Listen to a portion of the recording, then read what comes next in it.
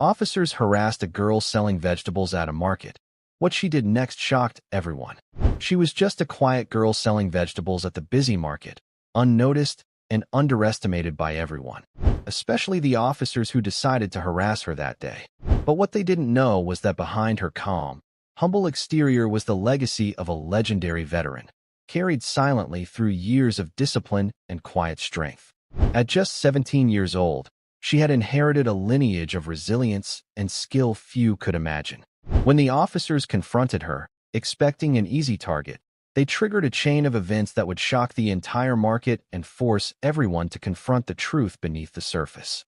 This is the story of how a shy girl's silent presence silenced a room and reclaimed respect where it was long overdue. Just a quick little pause before I forget. If you like this kind of stories of overcoming adversity and justice, please leave a like and let us know in the comments where you're watching from. And if you're new here, consider subscribing to our channel so you don't miss tomorrow's special video. I guarantee you won't want to miss it. Now let's jump back in. The marketplace was already waking when Ava laid out her crates. Tomatoes, onions, and a handful of stubborn carrots she'd pulled from the frostbitten garden. Nothing impressive, nothing loud. Just fresh produce and a girl wrapped in her grandfather's old field jacket, sleeves rolled twice over her slender wrists. Vendors shouted over one another nearby, pushing discounts, claiming street corners like territory. But Ava stayed silent. She didn't bargain, didn't beg. She just sat. Her booth didn't even have a sign. Just vegetables, perfectly lined, and a small, handwritten tag. Local. No chemicals. The crowd flowed around her, most without stopping. Some glanced. Fewer lingered. Until they did. 2 officers, city patrol, were laughing when they walked by. Not cruel at first, just bored. The kind of bored that looks for something to stir. The taller one, badge crooked, pointed at her setup. "Hey, you got a permit for this, sweetheart?" Ava looked up, calmly. "It's residential grown," she said. "Just extras from the backyard." "Backyard?" The other officer scoffed, stepping closer. "This a charity drive or a business? Because if it's a business, you're about to have a problem." She didn't flinch, just returned to sorting her vegetables.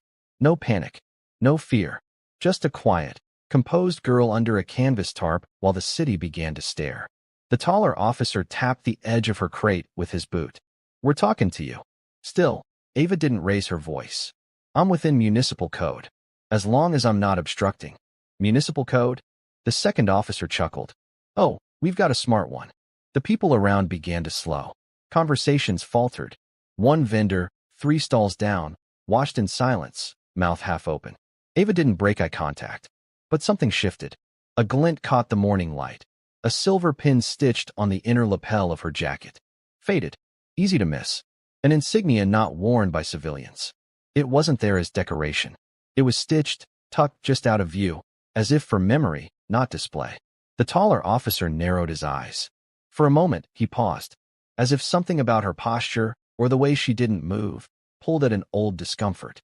But then he laughed again, louder, forcing the tension away. "You've got 5 minutes to pack it up." Ava nodded once. But she didn't move. The officers didn't leave. They stood over her like bark stripped from a rotting tree, loud, brittle, trying to prove they still mattered. Ava continued adjusting the tomatoes, rotating them just slightly, as if their ripeness held more weight than the men above her. She moved with quiet precision. No fear, just rhythm. The kind of rhythm that didn't come from selling produce, but from something older, something taught. The taller officer shifted his weight. "You deaf?" he asked, louder this time, glancing at the growing number of eyes around them. "She heard you," murmured a voice nearby, an old woman with a cane and a bag of bruised pears. "She just doesn't flinch." That only seemed to irritate him more. He leaned down, put a hand on the edge of her table. "You think this is a game?" Ava finally spoke. "My grandfather taught me not to move just because someone raises their voice." The younger officer rolled his eyes. "Oh great, a philosopher now." But the taller one, his mouth twitched. "Your grandfather in the habit of teaching girls to ignore the law." Ava's fingers stopped. She met his eyes. Calm. Measured. "He taught me to know the law," she said. "And to know the difference between power and authority." It was the kind of sentence that didn't belong to a teenager. The kind that came out practiced, not as defiance, but memory. The younger officer scoffed. "Who even is your grandfather?" Ava said nothing, but her hand slipped under the table and came back up with a worn ID badge, not hers. Laminated, cracked, faded from sun. She placed it gently beside the onions, like an offering. The name was barely legible, but the seal wasn't. Department of Defense. Special Forces, retired. The taller officer stared at it a moment too long. The younger one squinted. So what? She's a vet's granddaughter. That doesn't mean she gets to. But a voice cut him off. Deep. Slow. From a man across the road. Uniformed. Marine Corps insignia on his sleeve. That name, he said, walking toward them. Is that Ernest Calloway? Ava didn't answer. She didn't have to. The man exhaled, almost reverently. I served with him in Kandahar. The younger officer blinked. The older one paled slightly. Ava returned to her tomatoes, silent. Around her, the market had gone still, not frozen in fear, but listening, waiting. And Ava remained exactly where she was. The market didn't move. Not really. People still stood behind their booths, clutched paper bags, breathed. But everything had tilted. Somehow, the air felt thicker, slower, like the story had suddenly changed and no one had been told their new lines. The Marine, mid-50s, tall, eyes that had seen enough, stepped in front of Ava's stand. He didn't look at the vegetables. He looked at the badge, then at Ava, then slowly removed his own cap and held it at his side. You his kin? He asked, voice quiet. Ava nodded once. I knew he had a granddaughter. Didn't know she was back here. She said nothing, but her shoulders softened. Just slightly. The Marine turned to the officers. Do either of you have any idea who Ernest Calloway was? The younger one shrugged, trying to push the tension away. Doesn't matter who he was. She's violating. He was recon, the Marine cut in. Did 3 deployments nobody talks about. The kind where you leave with scars you can't show and medals they hand you behind closed doors. The taller officer cleared his throat, shifting uncomfortably. With respect, Sergeant. Master Gunnery Sergeant, the man corrected firmly. Retired, but not deaf. That silenced them for a beat.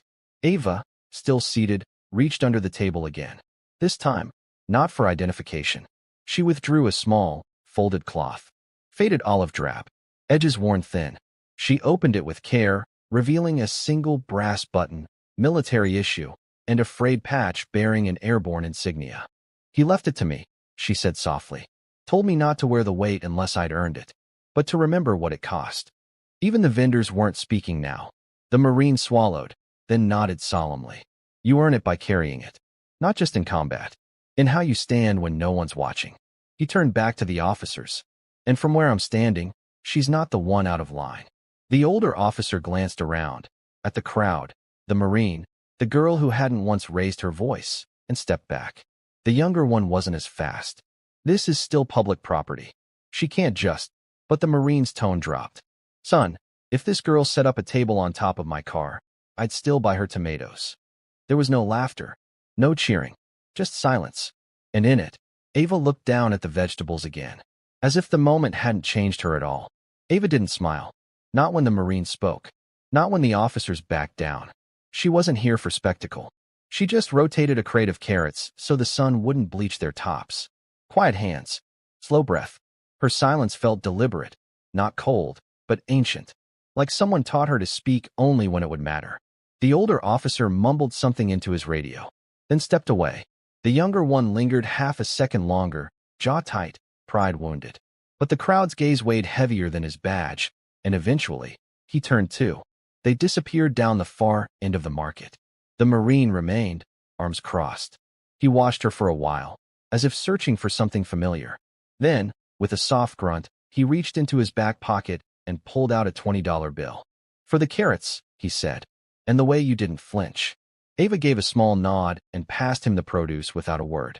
He hesitated, then added, quietly, he was a legend. Your grandfather. Most people don't know what it means to move through a world where no one recognizes that anymore. Ava folded the cloth back around the patch and button, returning it beneath the table. I do, she said. The Marine studied her a moment longer. You're not in uniform, but you carry it. Every step. A young couple approached the stand tentatively, glancing at the retreating officers, then at the produce. Ava gave them the same calm attention she'd shown everyone before, nothing special. Just dignity. Just readiness. They bought a handful of potatoes and left with murmured thanks. Behind her booth, tucked beneath a crate, was a rucksack. Old canvas. Military stitching. The name, Callaway, faintly written on the inner flap. Next to it, a field journal. Dog-eared. Notes in tight, blocky handwriting. Not hers. She hadn't touched it yet today. Didn't need to. Her posture alone told stories no one had earned the right to read yet. By midday, more people were approaching. Not because of pity, not even because of what had happened. They came because silence, when wrapped in earned respect, speaks louder than confrontation. And Ava, barely 17, daughter of a lost soldier and granddaughter to a man legend saluted in private, was the only one not performing. She simply was. By early afternoon, the rhythm of the market had mostly returned.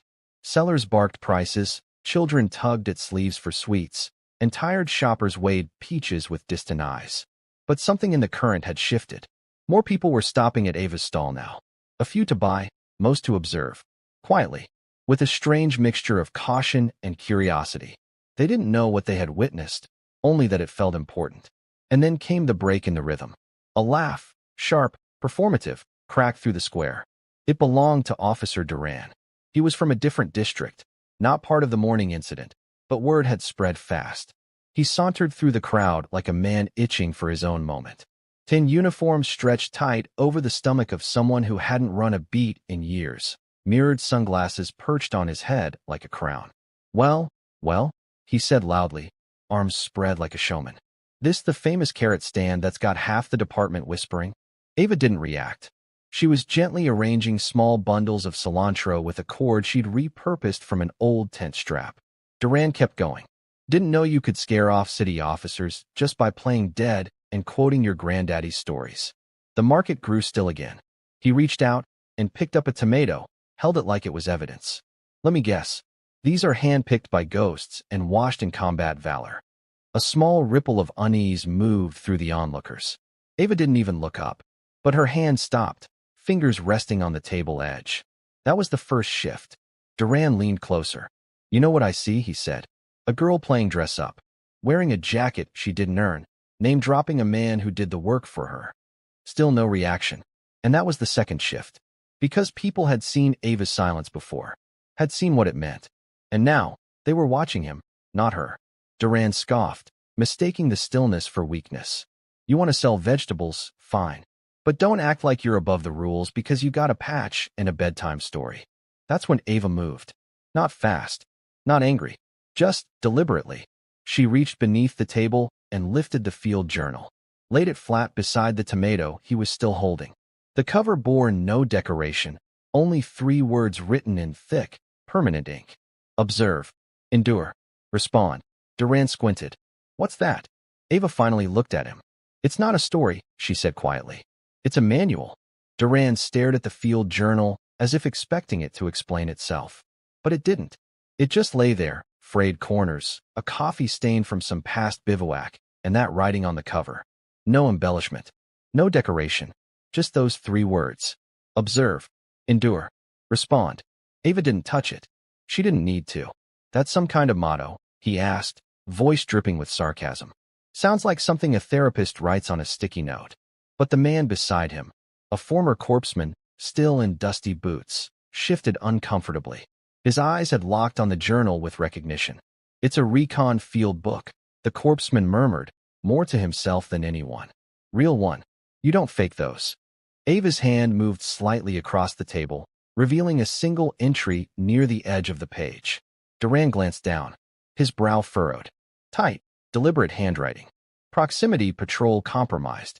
Low profile until shift passes. Avoid engagement unless necessary. Remember, precision over reaction. Strength lives in stillness. Duran blinked.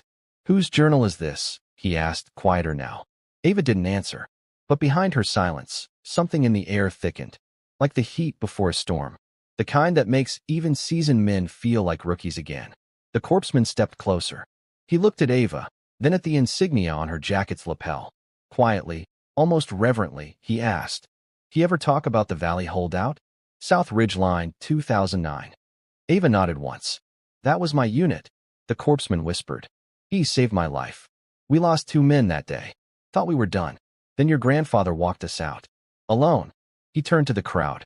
He didn't just lead missions. He carried men. Now Duran looked unsure of his footing. The performative smirk cracked slightly. Look, no one's trying to discredit a veteran, he said, awkward now. Just saying maybe the girl shouldn't be.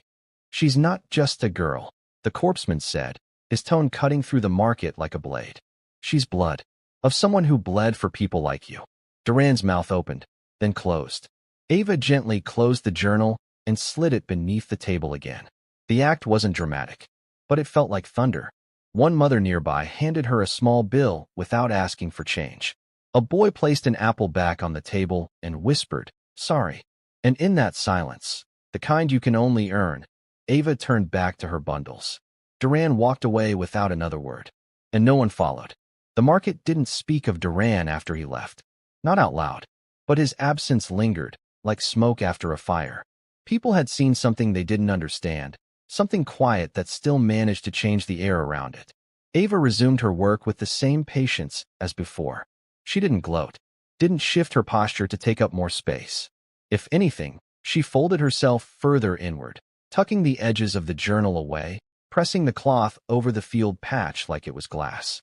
But eyes followed her now, not in mockery, not even awe, in uncertainty, in respect. A woman who ran the honey stall across the way, the one who hadn't looked up once all morning, now approached with 2 jars in her arms. She set them down without a word, then nodded toward Ava's carrots. Trade. Ava considered for only a second, then nodded. The woman gave a half-smile, but didn't linger. She didn't ask questions, didn't gossip. Just returned to her booth and faced her own customers with a different posture than before. Then came the butcher's apprentice. 17 as well, maybe 18. Broad shoulders, calloused hands. He'd watched the morning unfold without saying a word. Now he stepped forward, awkwardly holding a paper tray with 2 skewers of grilled beef. He didn't speak at first, just offered them like a peace treaty. For lunch, he muttered. Ava blinked once, uncertain. He added, I didn't say anything earlier. I should have. She accepted the tray gently, nodded in thanks.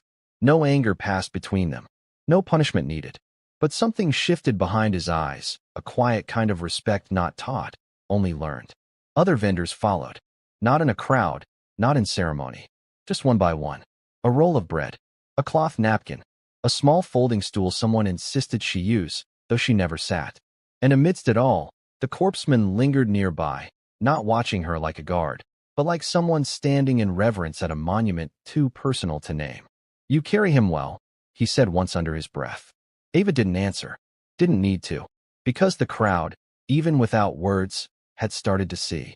Not the name, not the patch, but the discipline, the presence, that earned silence.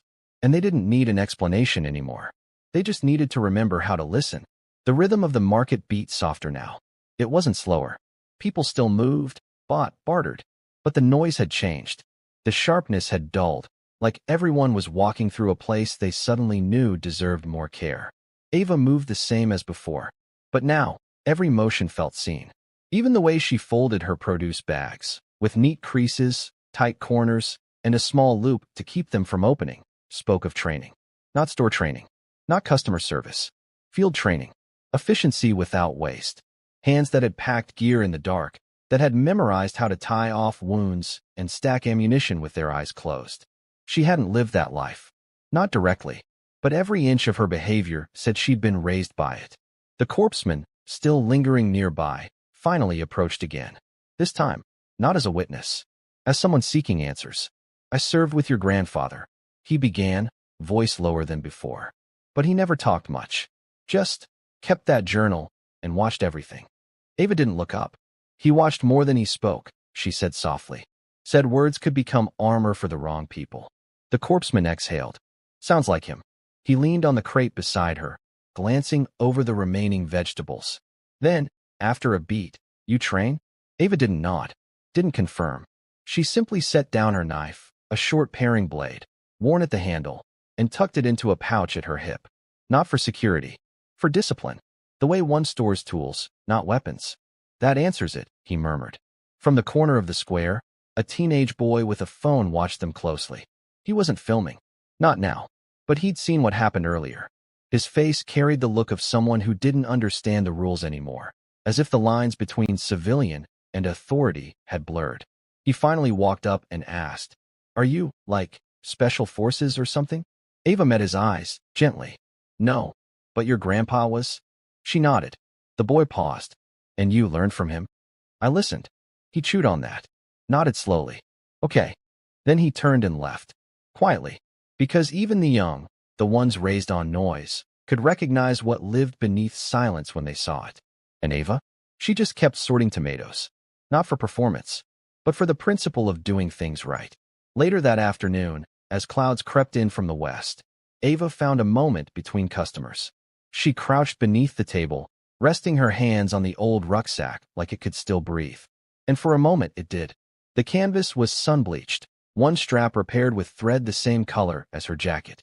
Inside were only a few things: the journal, a sealed envelope, and a laminated photo, aged at the corners, but still whole. In the photo, her grandfather stood in desert fatigues, arms around two other soldiers.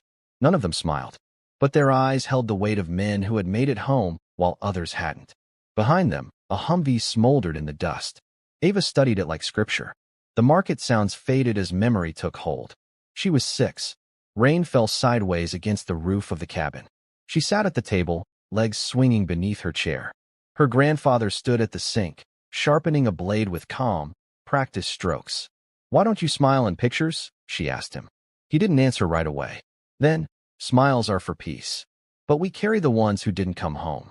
He turned and handed her the blade, blunt side first, and pointed to a potato. "Cut slow, like you're remembering someone." Even then, she didn't fully understand. But she never forgot the way he looked out the window, eyes tracking movement no one else could see.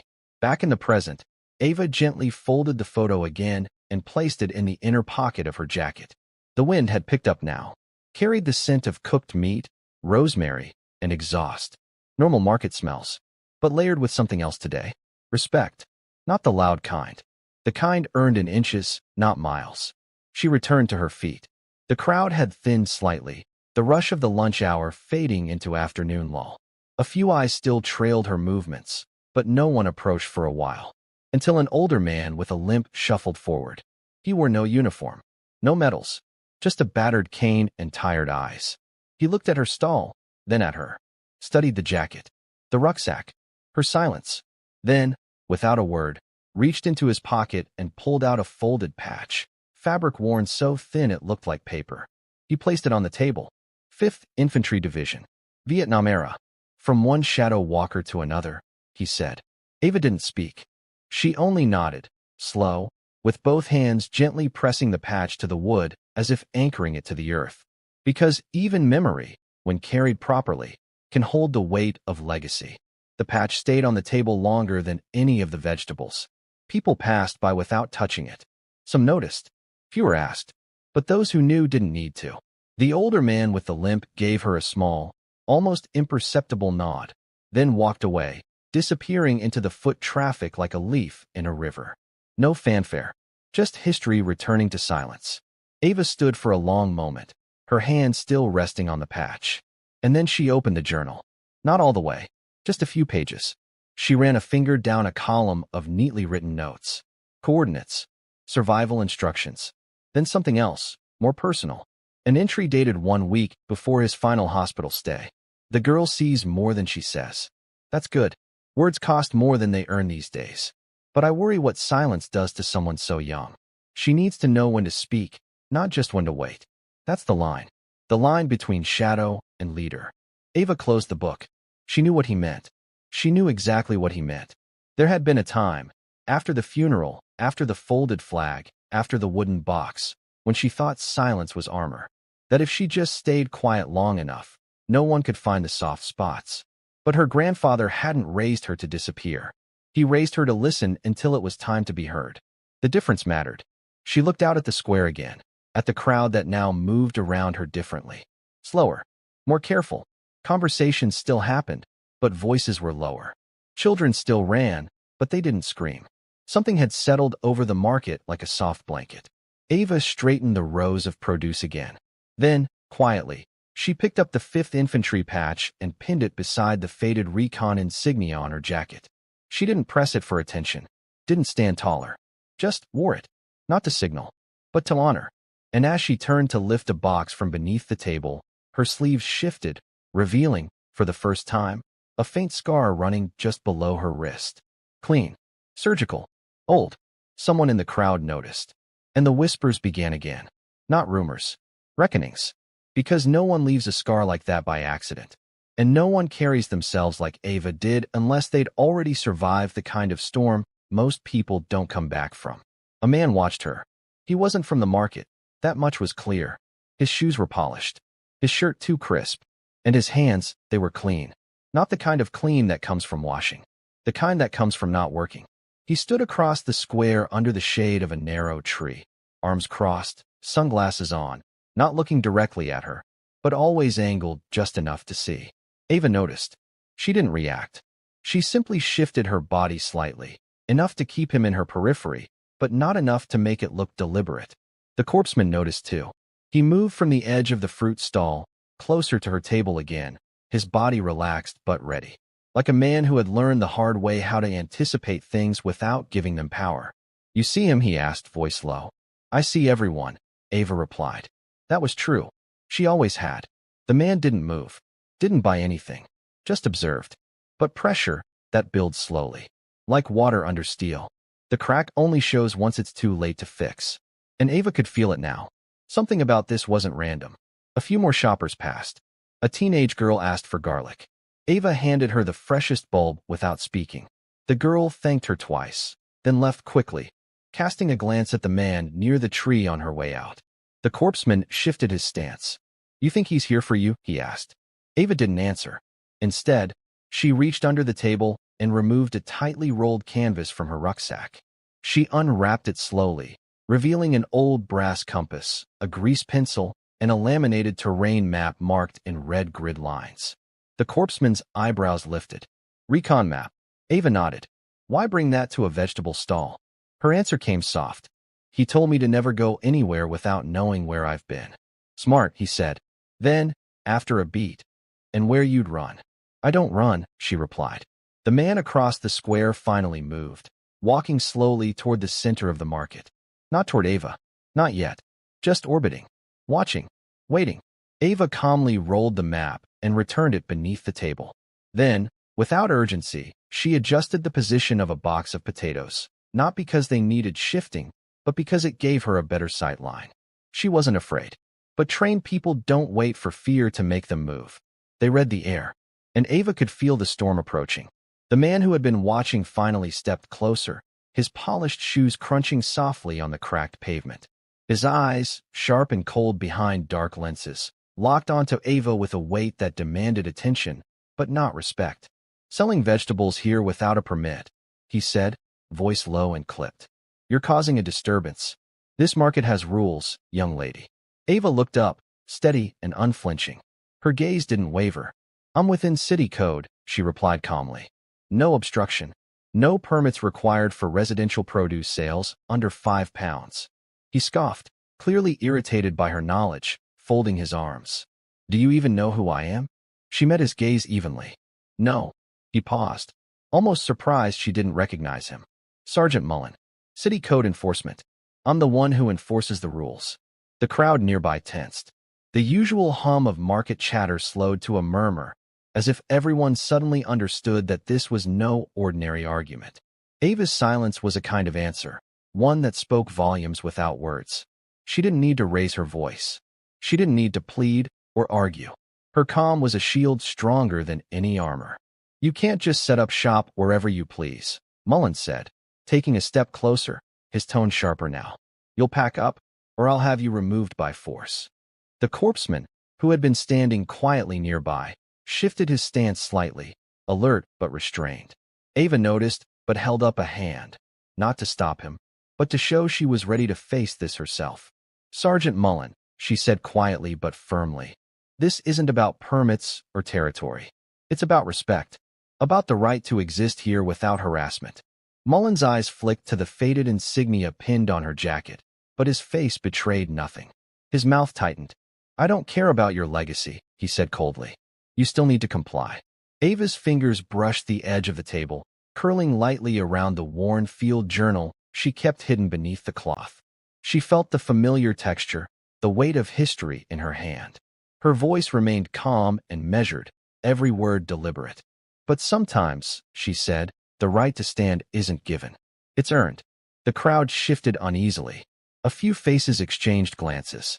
No one moved, but everyone waited, breath held in collective anticipation. They sensed this wasn't about permits anymore. This was something older, something deeper, and something more dangerous. Because beneath her quiet exterior, Ava carried the discipline of a warrior, a legacy of resilience and unyielding strength.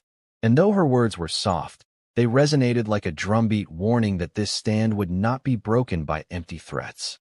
The market seemed to hold its breath, as if time itself had slowed. Sergeant Mullen's face had lost its usual smugness. His lips pressed into a thin line, eyes flicking nervously over the growing crowd. The weight of silence hung heavy, not just between him and Ava, but over everyone watching. Ava remained calm, every movement measured and deliberate.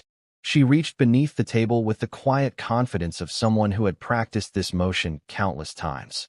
Her fingers closed around the worn leather cover of a field journal, weathered, stained, and cracked at the edges. Pulling it out, she placed it on the table and opened to a marked page, revealing tight, meticulous handwriting and a collection of sketches, tactical maps, coded signals, and survival notes. Without breaking eye contact, she reached to her hip and drew a small, expertly crafted knife from a leather sheath. Not large or menacing, but balanced perfectly for precision. The blade gleamed softly in the sunlight, an extension of her calm, silent strength. I'm not here to argue, Ava said softly, voice steady and unwavering. But I am trained to respond when necessary. A murmur rippled through the crowd. The gathered market-goers shifted, leaning forward slightly, drawn by something deeper than the surface conflict. This wasn't a fight of volume or force. It was a demonstration of control, discipline, and legacy. Mullen's gaze darted from the journal to the blade, then to the insignia pinned on Ava's jacket, the faded, embroidered patches of a military past that weighed heavily despite her youth. My grandfather's legacy isn't just a story, Ava continued, voice low but commanding. It's discipline, precision, the quiet burden of responsibility. I carry it silently, but I carry it nonetheless. Her words hung in the air, powerful without needing to shout. For the first time, Mullen's arrogance cracked. His eyes narrowed, weighing the room, the girl before him, and the growing realization among the witnesses. He took a slow step back, the calculated threat fading. The crowd exhaled as tension released. Some wiped tears silently. Others exchanged looks of respect and awe. A child clung tighter to a parent's hand. The market had witnessed something rare, quiet strength and undeniable dignity reclaiming its space without violence. Ava closed the journal carefully and slid the knife back into its sheath, her movements as composed as ever. She turned back to her vegetables. No triumph, no boast, only the steady rhythm of work and presence. Her silence had spoken louder than any shout could have. And in that moment, everyone understood why. The stunned silence lingered, hanging heavy like a thick fog that refused to lift. The murmurs, tentative at first, grew softer, not from confusion, but from a collective shift in the crowd's energy. Sergeant Mullen had retreated toward the edge of the market, his face unreadable beneath the shade of his cap. He had arrived with authority, expecting compliance, intimidation, perhaps even submission. Instead, he found himself confronted by something he hadn't anticipated, a quiet, unshakable presence, one forged not in volume or force, but in years of discipline and unspoken sacrifice. Ava's hands moved back to the tomatoes with practiced ease, her motions steady and unhurried. There was no need for triumph, no thirst for spectacle. Her quiet dignity filled the space with a calm that resonated louder than any shout. From the back of the crowd, a figure stepped forward, a man in his mid-30s, wiry and worn, carrying the unmistakable stance of a military veteran. His eyes searched Ava's face before he spoke. I served with your grandfather, he said softly, his voice carrying the weight of memory. Ernest Calloway, a man who taught me more about discipline honor and sacrifice than any drill sergeant I ever had. Ava gave a subtle nod, acknowledging the connection without words. The man continued, his tone reverent. He was a legend among us, not because of medals or speeches, but because of the way he carried every burden with silent strength. And you, he looked around at the growing crowd. You carry that legacy not with pride or arrogance, but with purpose and quiet resilience. The crowd shifted, the atmosphere transforming. Faces that had been skeptical now softened with newfound respect. The mother who had earlier handed Ava coins, the boy who had quietly returned an apple, the vendor who offered her a stool, all now shared a silent reverence. The corpseman lingered close by, his eyes soft but vigilant. He leaned in, voice low but certain. You don't need to raise your voice. Your actions are already speaking volumes. They're listening. Ava's lips curved in the faintest of smiles, almost imperceptible, and she gave a slow nod. Recognition, genuine recognition, isn't granted by titles, badges, or loud declarations.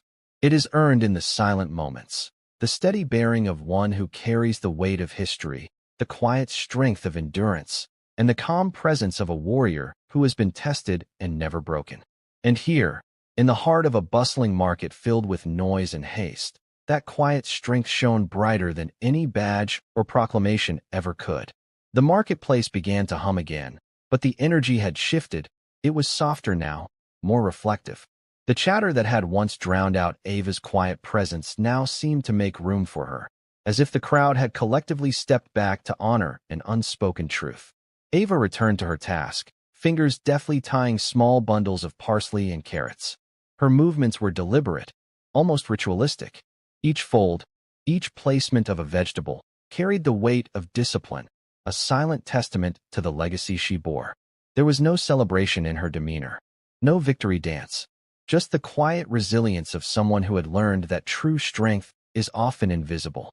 The retired officer who had earlier spoken lingered nearby, his gaze softening with a mix of pride and understanding. He watched Ava with the same respect reserved for the most steadfast warriors, the ones who carry their scars beneath the surface and their burdens with humility.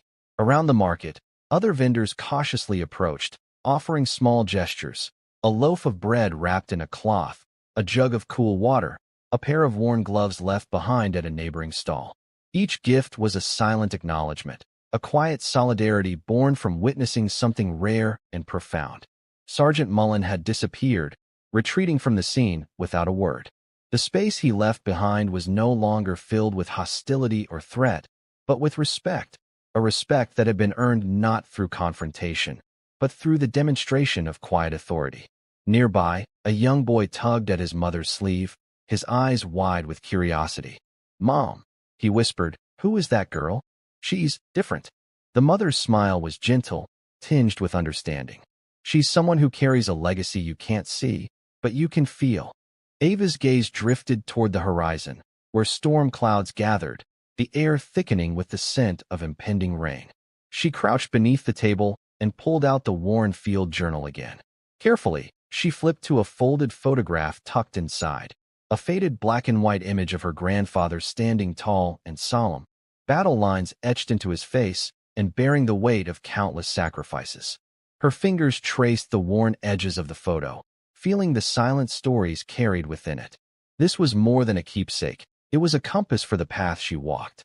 Slowly, she closed the journal and tucked it beneath the table once more, securing it like a sacred trust. Her eyes lifted, meeting the corpseman's steady gaze. No words passed between them, but in that glance, an entire conversation was held, of legacy, of duty, and of the quiet power that had silently reshaped the market that day.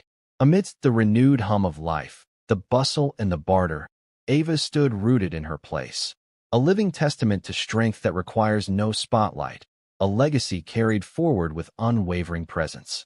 The kind of strength that doesn't shout. It simply is. The market's restless murmur gradually softened, settling into a profound stillness that felt less like absence and more like reverence. The crowd, once a sea of skeptical and curious faces, now moved with an unspoken respect, as though something unseen but deeply felt had shifted the very atmosphere. Vendors exchanged glances, their earlier doubts dissolving into cautious understanding. The woman who had handed Ava coins that morning now offered a quiet smile, the corners of her eyes crinkling with newfound warmth. The butcher's apprentice, who had once watched silently from the sidelines, gave a subtle nod as he passed by, his calloused hands clutching a small package of smoked meat, a tacit gift of acknowledgement. Even the children who had been loud and boisterous just moments before seemed to sense the change, their playfulness tempered with a newfound gentleness as they darted through the stalls. Ava stood behind her table, a pillar of calm composure. The faint scar along her wrist caught a brief glimmer of sunlight as she adjusted a neatly bundled bunch of herbs. Her eyes swept the market square, not with arrogance or pride, but with the steady assurance of someone grounded in a legacy far greater than herself, a legacy built on quiet discipline, endurance, and an unyielding presence. The corpsman remained close at hand, a steady guardian of sorts, but the truth was clear. Ava no longer needed protection. She had reclaimed her place here, not through confrontation or loud declarations, but through the undeniable gravity of her presence. From the edge of the crowd, an elderly woman emerged. Her face was weathered, etched with the lines of hardship and wisdom, yet her eyes shone with a clarity and kindness that immediately commanded attention. Without hesitation, she stepped forward and placed a small, hand-carved wooden cross on Ava's table. "For your protection," the woman said softly, her voice trembling just slightly. "My brother served alongside your grandfather. He always said strength isn't found in noise or spectacle. It's in the quiet moments, the ones no one else sees." Ava accepted the cross with a gentle nod, her fingers closing around the carved wood as if clutching a talisman forged from memory and honor. Slowly, the market's familiar clamor returned, the rhythmic calls of vendors, the shuffle of feet, the occasional laughter, but the tone was forever altered. It was softer, more attentive, marked by a collective awareness that this place had witnessed something rare and sacred. Sergeant Mullen was nowhere to be seen. Whatever authority he represented had been eclipsed by a far greater power, truth, and quiet strength. And Ava? She continued her work with unshakable dignity, carrying forward a legacy that required no spotlight, only presence. The sun lowered toward the horizon, casting long shadows across the bustling market square. Light filtered through fluttering awnings, dappling the stalls in golden hues. Ava's presence no longer invited questions or suspicion, but commanded a respectful calm that spread through the crowd like a gentle tide. Voices had returned, but were subdued, weighted with reflection. The boy who had once whispered to his mother now stood a little taller, watching Ava with quiet admiration.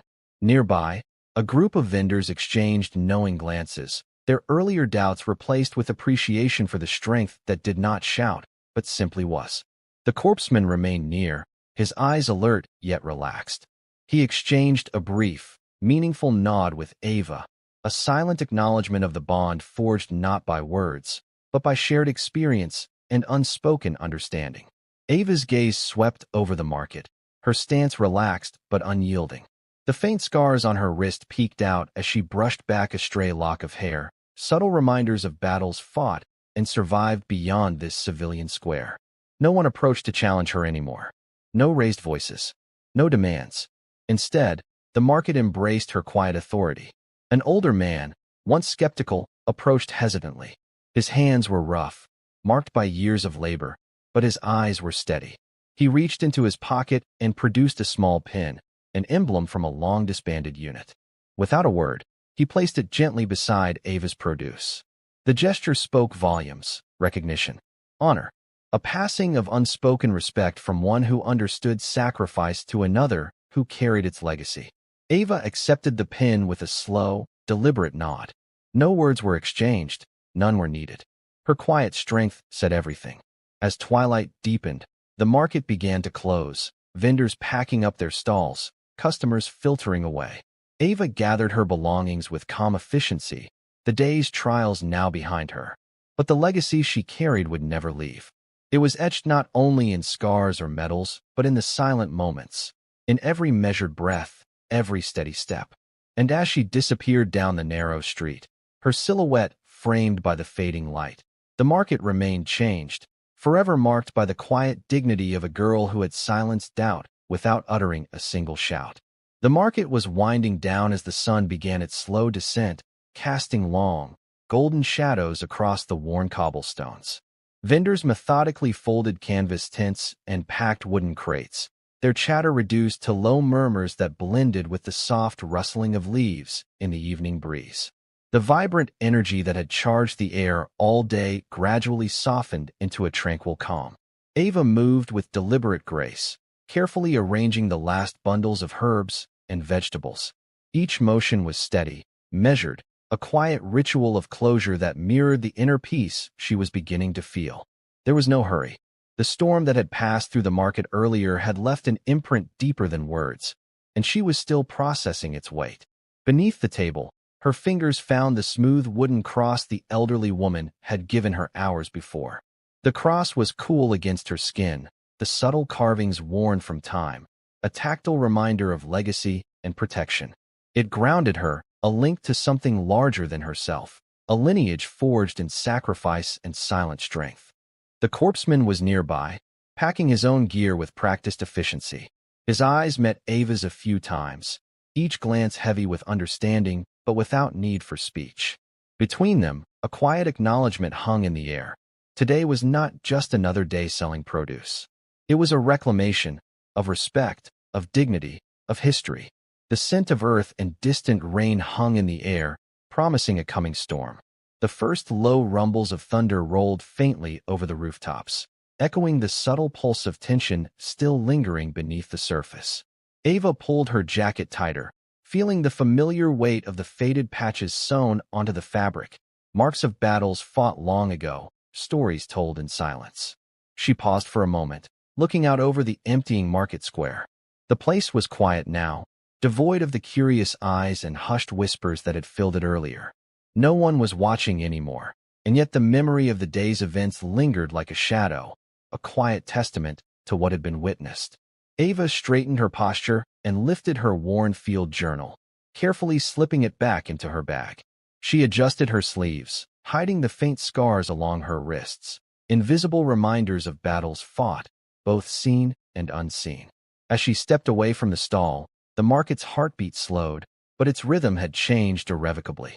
The presence she had carried silently throughout the day left an indelible mark, one that would resonate long after the last vendor had closed shop. Because some silences speak louder than words. Because some legacies require no audience. Because true strength, quiet, steadfast, enduring, is the kind that never fades. The evening deepened, and the market's last few visitors began to drift away, their footsteps fading down narrow alleys and cobblestone streets. The vibrant day had turned to twilight, soft shadows dancing beneath the flickering street lamps. Ava gathered her belongings slowly, the worn field journal and the wooden cross safely tucked into her bag. Her eyes lingered for a moment on the empty stall, the space that had been her quiet battleground and sanctuary all in one. As she rose, a soft voice called out from behind. "Wait." She turned to see the elderly woman who had gifted her the cross earlier. In her hand was a small, wrapped bundle. "For you," the woman said, stepping forward with a gentle smile. "A token of thanks and of remembrance." Ava accepted the package with careful hands. Inside was a faded photograph, framed in delicate wood. Her grandfather, standing tall and proud, the same solemn gaze that Ava had inherited. The woman's eyes held a quiet understanding. "He taught us what it means to stand when the world tries to push you down. You carry that same strength. Never forget it." Ava's lips pressed into a soft line. She nodded, words unnecessary. Around them, the market lay peaceful, the day's tensions finally settling into a shared memory, one that would live quietly in the hearts of those who had witnessed. As Ava turned to leave, a small group of vendors emerged from their stalls, offering nods of respect and quiet smiles. No fanfare, no applause, just a shared recognition that transcended words. In that moment, Ava felt the weight she carried shift, lighter now, not because the burden had lessened, but because it was honored. And as she stepped into the night, the legacy she bore glowed softly, a steady flame that would never be extinguished. Night had fully embraced the town, wrapping its velvet cloak around the quiet streets. Stars began to flicker high above, distant and steady, like silent witnesses to the world below. The market square, now empty and still, held only the faint echoes of the day's unfolding. A story told not in loud voices or grand gestures, but in the quiet shifts of presence and respect. Ava moved through the shadows with purpose, her footsteps soft but assured. The wooden cross and worn field journal nestled safely in her bag, tangible reminders of the legacy she carried, a legacy born of sacrifice, discipline, and silent strength. Each step she took felt like a thread weaving her own story into the long tapestry of those who had walked before her. Passing dimly lit windows, she caught glimpses of faces, some familiar, some strangers, each unknowingly touched by the subtle force of dignity she had reclaimed. No one had shouted her name or celebrated her deeds with fanfare, yet a profound respect had been earned. It hung in the air, palpable and unspoken, in every glance and every nod exchanged in the market that day. Ava paused near a small, weathered memorial tucked within a quiet garden, a tribute to those who had served quietly and faithfully, their sacrifices often overlooked by the world. She reached out, her fingers tracing the cool metal of the plaque, the words worn but clear. For a moment, the weight of history settled upon her like a mantle, mingling with hope and resolve. Her grandfather's spirit, and those of countless others, lived on in her steady breath, in her measured steps, in the unyielding strength that did not need to shout to be heard. She lifted her chin slightly, her silhouette framed by the soft glow of a distant street lamp. There was no cheering crowd, no applause ringing through the night, just the enduring truth that some stories, the deepest, most vital stories, are told best without words. True honor is not something you claim. It is something quietly recognized. The strongest legacy is the one that endures in silence. Unseen, perhaps, by many, but unbroken. And in that enduring silence, Ava found her place. Thank you for following this story. If you enjoyed it, please subscribe and share your thoughts below. Where are you watching from? Let us know in the comments. Stay tuned for more immersive tactical stories.